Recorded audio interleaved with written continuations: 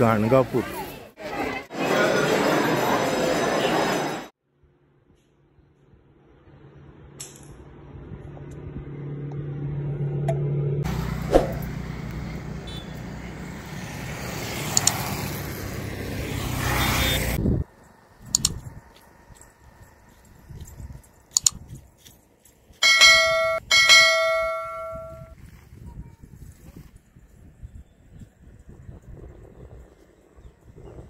नमस्कार मित्रांनो, tails of कोकणच्या आजच्या एका नवीन व्हिडिओमध्ये तुमचं सगळ्यांचं पुन्हा एकदा सहर्ष स्वागत आहे। मित्रांनो, आत्ता आपण आहोत गाणगापूर अक्कलकोट रोडला। आपण अक्कलकोटला काल मुक्काम केला आणि अक्कलकोटवरून आपण चाललो आहे गाणगापूरच्या दिशेने।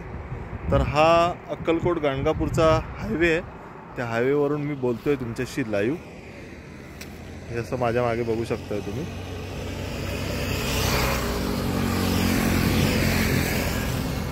आणि आपली अष्टविनायक यात्रा पूर्ण झाली, शिर्डी शनी शिंगणापूरची यात्रा पूर्ण झाली। 4 दिवस झाले टोटल आणि आजचा आपला 4थाच दिवस चालू आहे। आता आपण गाणगापूरची यात्रा संपली की गाणगापूरवरून संगमावर जाणार आहोत।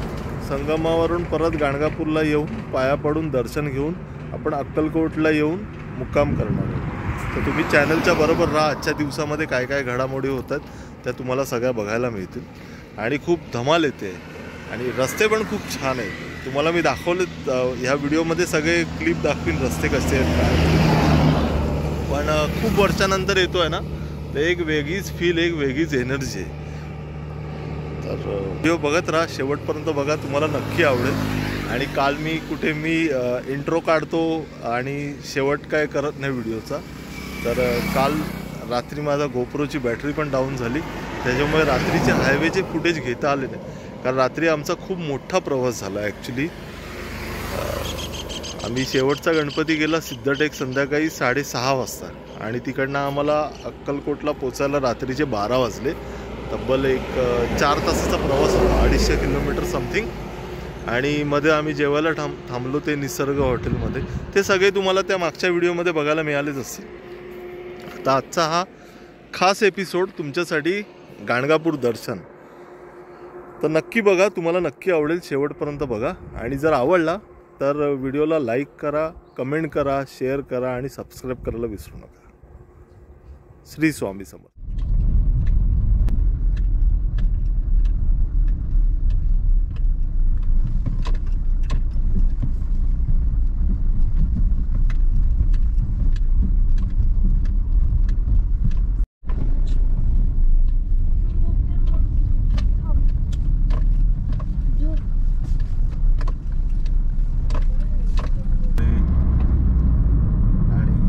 अशी काहीतरी मैंदर्गी वगैरे अशी काहीतरी नावाची गाव आहे।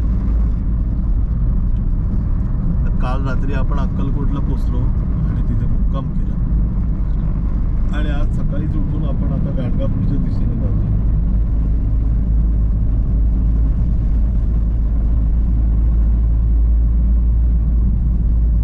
कलबुर्गी 70, गाणगापूर 43।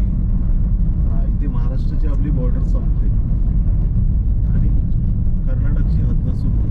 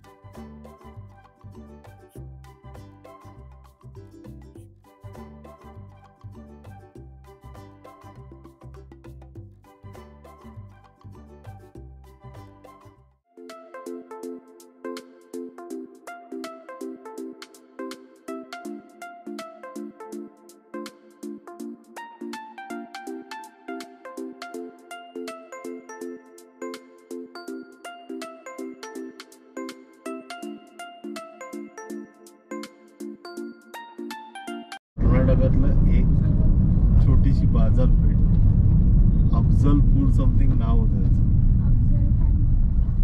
नाही, ते सगळे बोर्ड सगळे कन्नडीमध्ये, पण एकच बोर्ड होता मागे मराठीमध्ये, इंग्लिशमध्ये. त्याच्यावरून मी अंदाज लावला की हे अफजलपूर आहे. 22 वर्षापूर्वी ज्यांनी अक्कलकोट ते गाणगापूर प्रवास केला असेल आणि ह्या मधल्या काळात तुम्हाला कोणाला यायला शक्य झालं नसेल, खास त्यांच्यासाठी ही अपडेट आहे. रस्ते बघा कर्नाटकातले, इवन महाराष्ट्रातले पण आपल्या रस्ते एकदम म्हणजे पुणा सोलापूर हायवे तर काय विचारू नका. गाडी मला पळवायची नसते तरी ती गाडी 100च्या वरतीच चालते, इतके मोकळे. चिंतन श्री गुरुदेव दत्त, श्री गुरुदेव दत्त.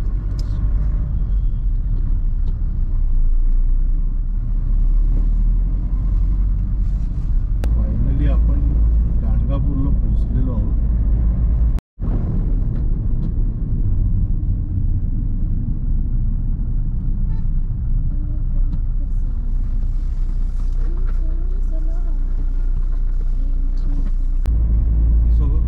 छोटी छोटी अशी घरं होती. आता झालंय काय,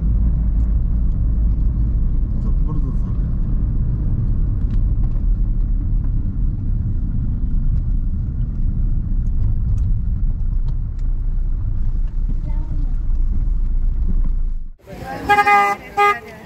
गाणगापूरची बाजारपेठ.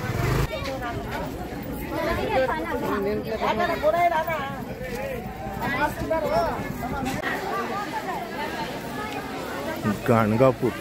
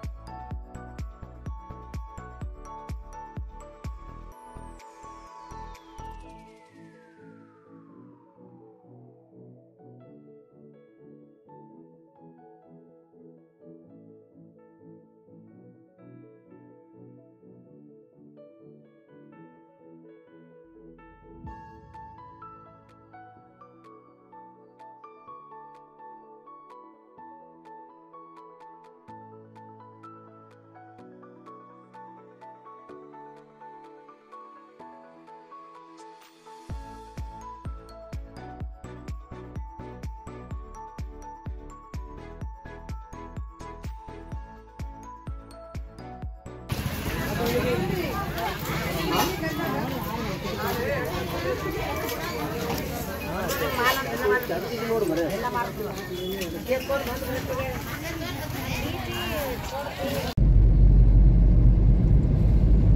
तर मित्रांनो, आता आपण चाललेलो आहोत गाणगापूरचं दर्शन करून संगमावरती, जिथे 3 नद्यांचा संगम होतो. तिथे आपण स्नान करायला चाललेलो आहोत. आणि गाणगापूरला खूप हे होतं, खूप फरक पडलाय 22 वर्षाच्या नंतर. 22 वर्षापूर्वी एक छोटंसं असं गाव होतं जिथे मी राहिलो होतो 10 दिवस.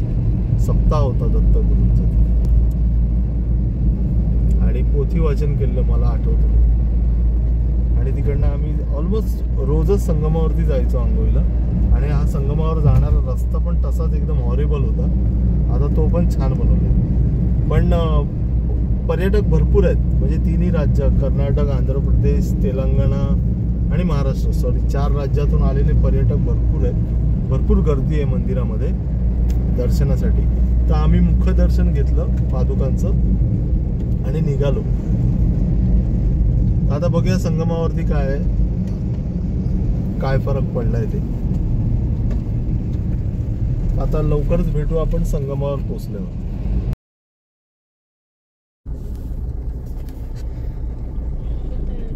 पण जेमतेम 5 ते 7 मिनिटांमध्ये आपण संगमावर पोहोचलोय.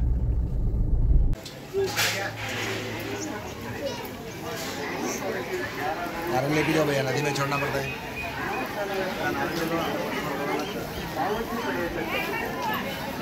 हे संगम क्षेत्र आहे गाणगापूरचं.